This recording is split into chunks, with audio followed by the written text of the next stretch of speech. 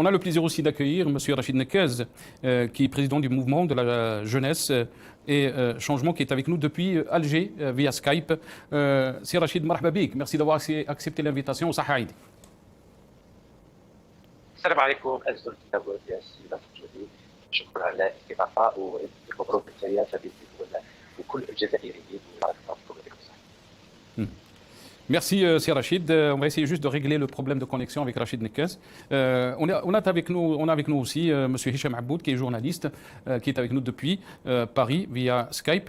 Rachid Nekez, qu'est-ce que vous pensez donc de cette main tendue de Abdelmadjid Tebboune? Ça a été rapporté par l'APS comme président rassembleur, élu par les Algériens désireux de voir l'avènement d'une nouvelle Algérie. Qu'est-ce que vous en pensez, Rachid Nekez? Est-ce que c'est une bonne chose?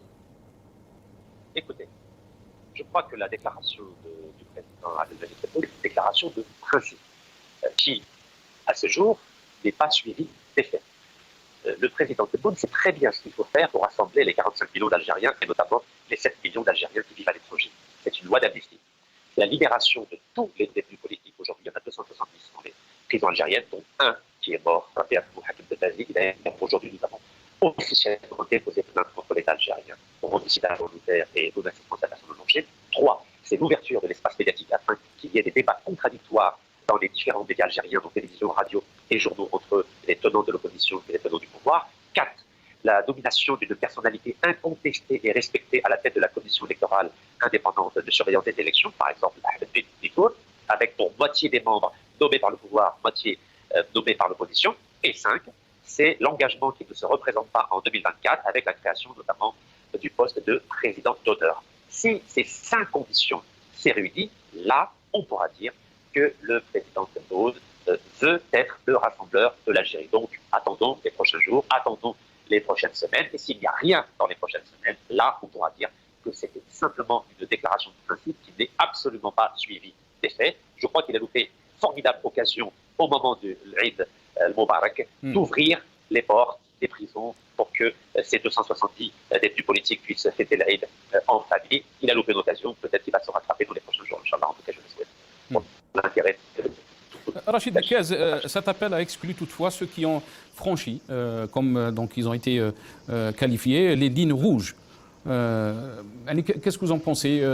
Vous avez souvent parlé dans vos interventions aussi sur les réseaux de ces militants qui sont à l'étranger, qui sont dans vous les avez qualifiés de PayPal. Est-ce que vous pensez que Tebboune parle de cette catégorie de personnes? Vous savez, je fais la différence entre des personnes que je considère appartenir à la mafia PayPal, c'est-à-dire ceux qui profitent du désespoir du peuple algérien et de la crise politique algérienne pour engranger des milliers d'euros sur PayPal chaque soir, avec celles et ceux qui pourraient commettre des attentats terroristes en Algérie. Or, à ce jour, aucun Algérien, aucune Algérienne n'a franchi la ligne rouge, c'est-à-dire organisé des attentats terroristes contre l'État algérien. Donc à partir de ce moment-là, je considère que personne, je dis bien personne, n'a franchi la ligne rouge et donc on peut discuter avec tous les Algériens pour sortir de la crise aujourd'hui. Donc ce qu'il propose, Rachid Nekez, donc ce qu'il propose Abdelmadjid Tebboune est une très bonne chose, parce que vous avez appelé souvent donc à négocier, même dans la dernière intervention dans mon émission, vous avez parlé il faut négocier avec ce régime, avec ce pouvoir. Pour vous, ce qu'il a dit Tebboune est une bonne chose dans le sens où ça va dans le sens de la négociation. Je vais répondre très clairement. Le FLN a négocié avec la puissance coloniale française qui a massacré 1,5 million d'Algériens en respectant les intérêts économiques de la France. C'est exactement ce qu'il avait écrit dans la déclaration du 1er novembre 1954 que tous les Algériens n'ont pas lu. Deuxièmement, Nelson Mandela a négocié avec le pouvoir raciste blanc de l'apartheid et ils ont partagé le pouvoir en 1994 lorsqu'il y a eu des élections présidentielles. Le noir Nelson Mandela président, le blanc raciste Frédéric de Klerk vice-président. Donc j'ai toujours été partisan de la négociation avec le pouvoir, mais ça passe par les 5 conditions que j'ai énumérées, c'est-à-dire une amnistie générale. Car nous sommes tous Algériens. Nous sommes tous Ouled, Wabnet, Al-Arabi Ben Mehdi, Hassiba Ben Bouali. Il est temps d'ouvrir la page de la négociation, qu'on oublie le passé, qu'on oublie les rancœurs, qu'on oublie les règlements de compte, qu'on oublie les haines qui ont été accumulées depuis 60 ans et que enfin nous puissions tous nous retrousser les manches et travailler pour l'intérêt de l'Algérie. Donc oui, je suis favorable au dialogue. Encore faut-il que le président le souhaite vraiment et encore faut-il que l'institution militaire le souhaite vraiment aussi. Très bien. Restez avec nous, Rachid Nekaz. Rachid Nekaz, on revient donc sur le terme que vous avez utilisé, négociation. Vous avez entendu la réponse de Hicham Aboud, mais aussi ce que l'APS aussi a relayé. Donc, qu'est-ce qu'il a changé dans ce pouvoir? C'est cette question qu'il faut qu'on se pose à Rachid Nekaz, parce que les pratiques on a vu le régime négocier avec des personnalités comme Boudiaf qui était au Maroc, qu'on a ramené en Algérie, donc on lui a donné des responsabilités de président. Et on sait très bien ce qui s'est passé. On regarde ces images donc de Boudiaf arrivé en Algérie. Donc on lui a vendu un projet, le sauveur de l'Algérie. L'Algérie traverse des moments difficiles dans la décennie noire. Donc Boudiaf était le sauveur de l'Algérie. C'était le projet du régime, des pouvoirs en place. Donc, et on regarde, le résultat était quoi juste après donc, la venue de Boudiaf? L'assassinat de Boudiaf, Rabbi Rahma. Donc Rachid Nekaz, pourquoi on doit faire confiance à ce pouvoir, à ce régime, quand on voit, on revient un peu dans son histoire et on constate des pratiques qui ont été toujours presque les mêmes depuis 60. Vous savez, c'est là que je dis, ma référence, c'est la déclaration du 1er novembre 54. واش فيها la déclaration du 1er novembre 54 الFLN جبهة التحرير الوطني واش قالت نهار اول نوفمبر 54 على بالكم شكون كتبها الديكلاراسيون؟ محمد بودياف ربي يحفظه. واش قال محمد بودياف ربي يحفظه؟ قال وكان فرنسا تمد استقلال الجزائر دافع على المسرح الاقتصادية والثقافية الفرنسيين لموقعهم في الجزائر.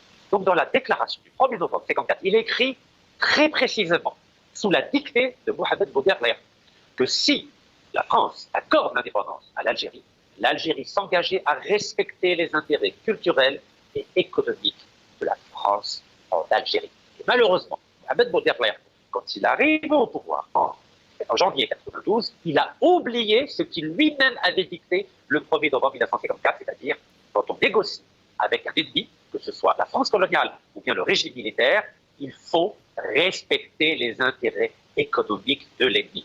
Donc moi, je considère qu'on ne peut faire confiance à personne. Mais le principe de toute négociation, c'est l'amnistie générale et c'est garantir les intérêts économiques de l'ennemi. Aujourd'hui, l'ennemi, اليوم ماشي فرنسا المؤسسة عسكرية. Et si on veut trouver un accord, يعني لو كان نبغي نسيبوا حل سياسي مع العسكر لازم نحترموا واش قال محمد بودياف في اول نوفمبر 1954 لازم نحترموا les intérêts تاع المؤسسة العسكرية.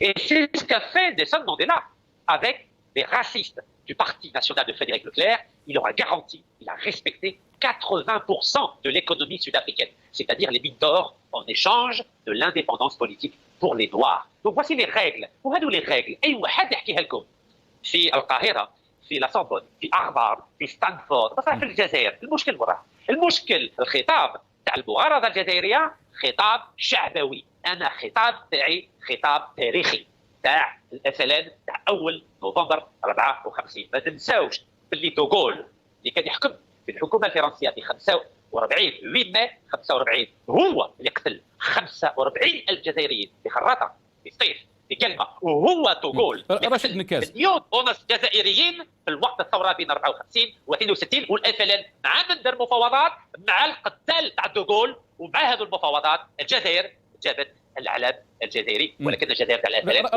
Pourquoi vous qualifiez l'opposition de discours populiste? Quand je parle de l'opposition, je précise, vous parlez, je pense, des partis qui sont dans le Hirak, si on peut dire, des personnalités qui sont dans le Hirak. Pourquoi vous qualifiez donc leur discours de populiste? Pour une raison très simple. Qu'est-ce que dit le discours populiste? خطاب الشعبي واش يقول مخابرات إرهابية. فرنسا كان عندها مخابرات إرهابية. يقول لي جينيرو لا بوبيل. فرنسا كانت عندها لي جينيرو يديروا بلا بوبيل. يقولوا بلي المفاوضات مع العصابات من الجزائر. دارت المفاوضات مع العصابه الفرنسيه في 62. الافلان دار المفاوضات مع لي جينيرو الفرنسيين تاع لابوبيل. الافلان دار المفاوضات مع المخابرات الارهابيه فرنسيه. يعني في 62 حلال باه نديروا مفاوضات مع لي جينيرو لابوبيل مع المخابرات الارهابيه مع النظام الارهابي، واليوم في 2022 ماشي حلال. سمحوا لي يا جماعه الخير، انا نستعرف بالافلات تاع 54 و62 اللي دار مفاوضات مع المخابرات الارهابيه تاع فرنسا باه نجيبوا هذا الاعلام الاخضر الابيض والاحمر وهذو الناس. Restez avec nous, Rachid Nekaz. Adel Djebbar, vous avez un rapport à ce que vous avez entendu. Vous savez, moi je respecte la colère, l'aigreur des citoyens algériens, surtout ceux qui sont à l'étranger et qui ont la chance de vivre dans des pays démocratiques, que ce soit au Canada, aux États-Unis, en Europe. Cependant, le rôle d'un homme politique, c'est d'avoir un niveau de conscience et un niveau de discours qui est à la hauteur des enjeux politiques qu'il y a en Algérie, car moi, contrairement à ceux qui vivent à l'étranger, أنا راني ساكن في الدوار في الجزائر، عندي خطات في الشرطة قدام الدار، خطرات عندنا الزيت، خطرات ما عندناش الزيت، خطرات عندنا الحليب، خطرات ما عندناش الحليب. وهذو الناس اللي قالوا باللي راهم زعفانين لأنه راهم ساكنين في الخارج ويعني من حقهم يعني يكون عندهم خطاب شعبوي. أنا معليش صعباه واحد إنسان يبغي يقود الشعب الجزائري كامل مع هذا الخطاب الشعبوي. أنا نقول له يا ولد الجزائر روح اقرا كتبها، روح اقرا واش دار مثلا في 54 في اول نوفمبر 54 ومن بعد روح احضر مع الجزائريين. انا عندي نصيحه هذو الناس اللي راهم يقولوا من الخارج باللي يبغوا الجزائر. انا نعرف اللي يبغي الجزائر واللي يبغي يسد الحل في الجزائر واللي يبغي يناضل في الجزائر ويبغي يكافح هذا النظام الديكتاتوري يقبض طياره ولا يجيب بوطي يدخل في البلاد. عندنا الله يبارك 58 ولايه من الخدشله حتى النعامه من تيجي وزو حتى تمراسات ويبدا يهضر للشعب هذا الخطاب الشعبوي. C'est Rachid. Autrement dit, vous êtes en train de dire indirectement à M. Hichem Aboud et à Adel Djebbar de rentrer en Algérie s'ils veulent faire de la politique. C'est ça. شوفوا تعرفوا مصطفى بن بلعيد ربي يرحمه، تعرفوا العربي بن مهدي ربي يرحمه، تعرفوا زبانه ربي يرحمه، تعرفوا الكولونيل عميروش ربي يرحمه، تعرفوا محمد شعباني ربي يرحمه. هذا وين كانوا في سويسرا، كانوا في لندن، كانوا في واشنطن، كانوا في كندا؟ لا، كانوا هنا في الجبال في البلاد الشهداء ربي يرحمهم. Très bien. Restez avec nous, Rachid Nekaz. كرجال نضلوا كرجال وماتوا كرجال. Hicham Aboud, vous avez le droit de parole à Rachid Nekaz. Tfadal, c'est Rachid. Mais avant de vous donner la parole, juste on va revenir sur une petite vidéo avant de finir donc cette émission. C'est la déclaration d'Aït Ahmed Rabbi Rahmou, celui qui vivait à l'étranger dans l'exil. Vous avez parlé donc des Algériens qui sont à l'étranger, Rachid Nekaz. Je vous donne la parole donc. Tfadal, c'est Rachid. تفضل لك سيناتور جولي. ده الحسين ربي يرحمه ما تنساش هو ده الماكي في لدى قطاعي في 63 ضد النظام الديكتاتوري، يعني السلاح ضد الديكتاتوريه باه يبني الديمقراطيه في الجزائر، ولكن لا غلب الشعب الجزائري ما وقفش معه. ومن بعد دا الحسين ربي يرحمه من بعد الانتخابات في 90 دخل رجع البلاد وشارك في الانتخابات التشريعيه ودار 7.4%. دا الحسين ما هربش كافح، ومن بعد كي صاب الفرصه رجع البلاد وشارك في الانتخابات. كما انا نقول لكم لازم نشاركوا ان شاء الله في 2024. دوكا هذو الناس اللي دايرين روحهم بالزعامه وفرنسا راهي تحمي فيهم، راهي توكل فيهم، راهي تدعم فيهم، اللي هربوا من الجزائر. انا هذو الناس يبغي يعطوني درس وانا دخلت الحبس كيما رجال. انا راني تحت الاقامه الجبريه كيما رجال، انا ساكن في الدوار كيما رجال، انا راجل وليد العربي بن مهدي ربي يرحمه ووليد حاسبه بن بوعلي.